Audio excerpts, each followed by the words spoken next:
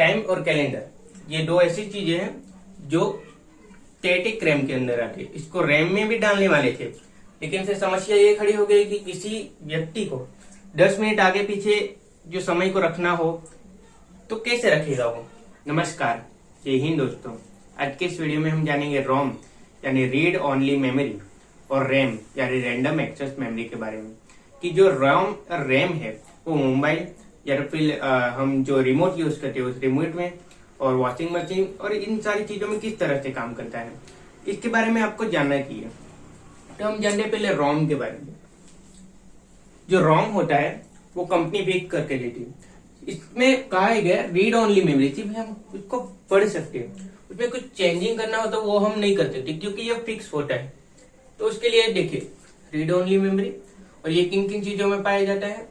Generally phone में तो होता ही है रोम के बिना फोन नहीं चलेगा, क्योंकि जो फोन का लोगो शुरुआत में आता है किसी भी कंपनी का होगा, सैमसंग होगा, वीवो होगा, ओप्पो होगा, रेडमी होगा और एप्पल, कोई भी डिवाइस, उसमें जो पहले जब हम स्क्रीन ऑन करते हैं तब जो दिखाता है लोगो वो इस रोम में दिखाता है। वो लोगो बार बार नहीं चेंज होता है ना, वो लोगो कब चेंज होगा, जब अपडेट होगा।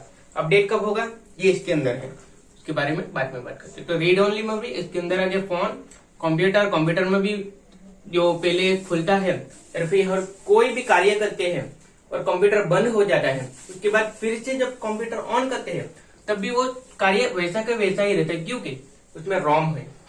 यानी read only memory fixable memory है।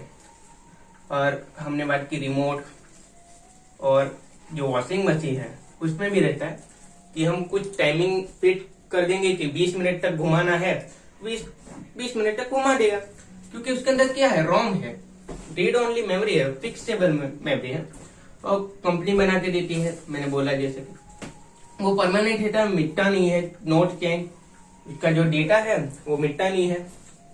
और ये सारी जो लोगों की बात है वो इसके अंदर है। अब जानते हैं पी रोम, ई रोम और डबल ई रोम क्या है। प्रोग्रामेबल रीड ओनली मेमोरी, जो फिक्स है, जो चेंज नहीं होती। मैंने कहा जैसे कि जो रोम है वो फिक्स है, चेंज नहीं होती, क्योंकि वो पी रोम के अंदर में आती है, प्रोग्रामेबल रीड ओनली मेमोरी। उसके बाद आएंगे ई रोम में, erasable programmable read only memory. इसमें क्या है, चेंज हो सकता है। जैसे मैंने बोला कि जो अपडेट हो गए उसके बाद जो लोगो हो गए, उसको लोगो को चेंज करना हो तो वो ई रोम में हो सकता है, इरेजेबल है ना, इसलिए erasable programmable read only memory.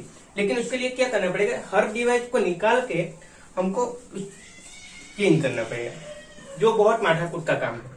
इसके लिए एक और इसका लेटेस्ट वर्जन लाया गया, electrically erasable programmable read only memory. इसमें और ई जोड़ा गया जो इलेक्ट्रिकली है, यानी ये आप इस चीज को निकाले बिना, जो रोम है मदरबोर्ड में है उसको निकाले बिना आप उसको अपडेट कर सकते हैं। जो चेंजिंग होगा वो कंपनी के थ्रू हो जाएगा। तो ये बात होगी रोम की जो फिक्स है। और जो रैम है वो इसका उल्टा है कि वो फिक्स नहीं है। जब हम कोई भी डिवाइस होगा, फोन ले लिया, कंप्यूटर हो गया, वो बंद करेंगे तब ये रैम का अस्तित्व है वो भी मिट जाएगा। रैंडम एक्सेस मेमोरी रैम को कहेंगे। जब हम कार्य करेंगे तब हार्ड डिस्क में से कोई भी कार्य होगा वो निकल के आएगा रैम के ऊपर, क्योंकि हार्ड डिस्क में सारी चीजें स्टोर होती है और वो जो आती है वो रैम पे आती है, रैंडम एक्सेस मेमोरी पे आती है।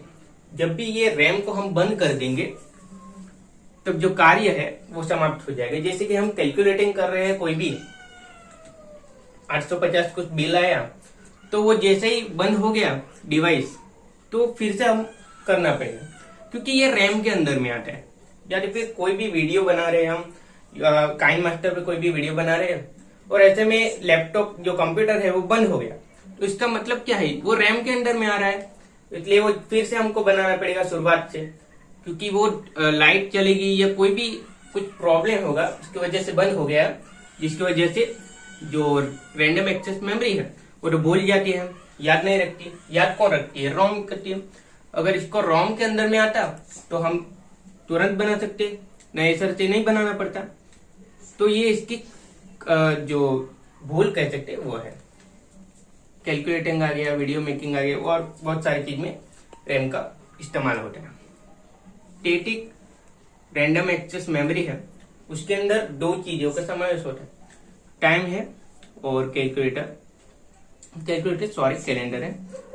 टाइम और कैलेंडर ये दो ऐसी चीजें हैं जो स्टैटिक रैम के अंदर आती है। इसको रैम में भी डालने वाले थे, लेकिन फिर समस्या ये खड़ी हो गई कि किसी व्यक्ति को 10 मिनट आगे पीछे जो समय को रखना हो तो कैसे रखेगा वो, क्योंकि रोम में तो क्या है फिक्स हो जाएगा, वो टाइम को हम चेंज नहीं कर सके।